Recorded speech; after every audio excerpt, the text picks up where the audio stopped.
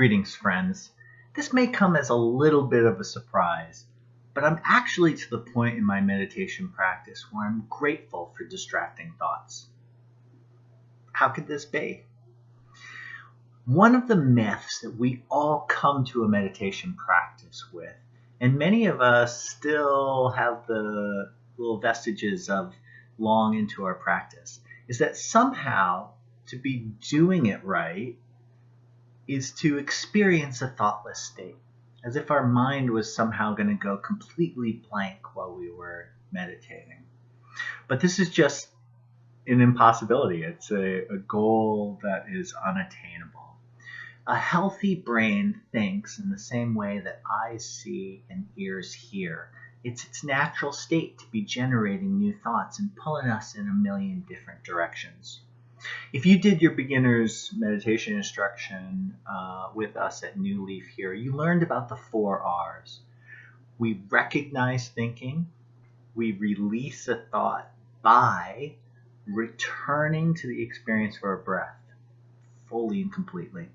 The most important R is the 4th R. We do this repeatedly because over and over again as we're sitting in meditation, we're going to be having these distracting thoughts. So I want to suggest a few tips here for kind of becoming grateful. How do we shift our perspective and get to a place of being grateful for these distracting thoughts while we're meditating? How do we deal with the busy mind when we're trying to sit? So the first is this shifting of perspective. Let's remember this simple analogy of going to the gym. When I go to the gym, I use weights, resistance training, right?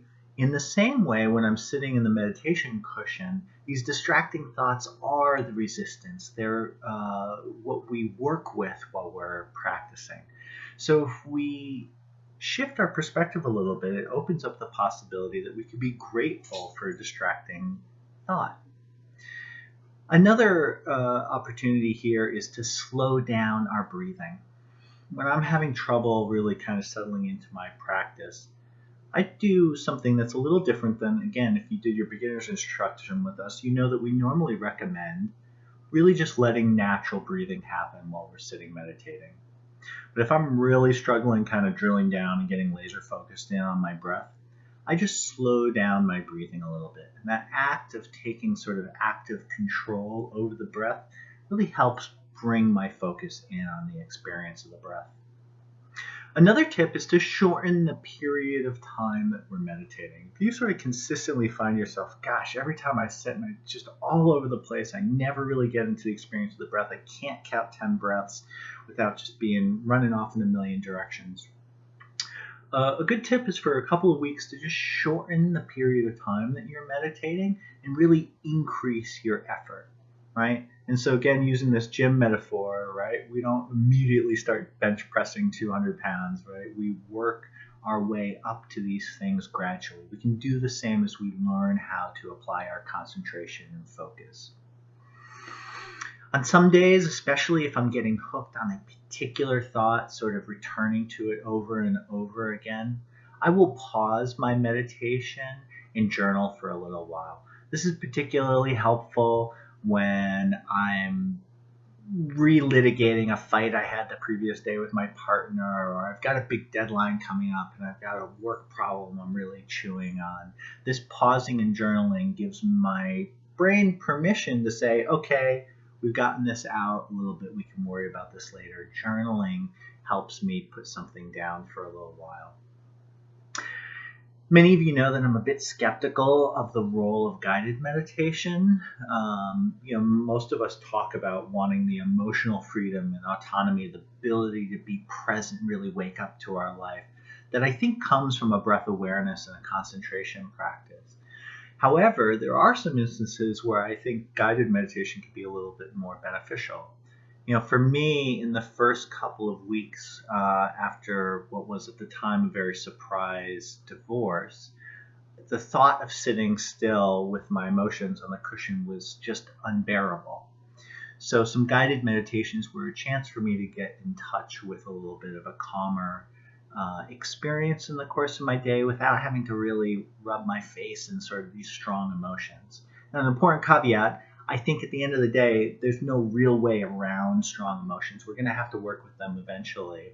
But for many of us, the thought of jumping in right after the experience of loss or right when we're really deepest in our experience of grieving might not be the best time to start working with those things. You know, the last tip I'll give you here is this frustration that we feel with a distracted mind instead of this acceptance might be a really rich line of inquiry. And really, this is a little bit of the parlor trick of all Zen training, right? At the end of the day, the answer is always, why don't you practice with that? What's your relationship to that? What's the story you're telling yourself? What's underneath this, right?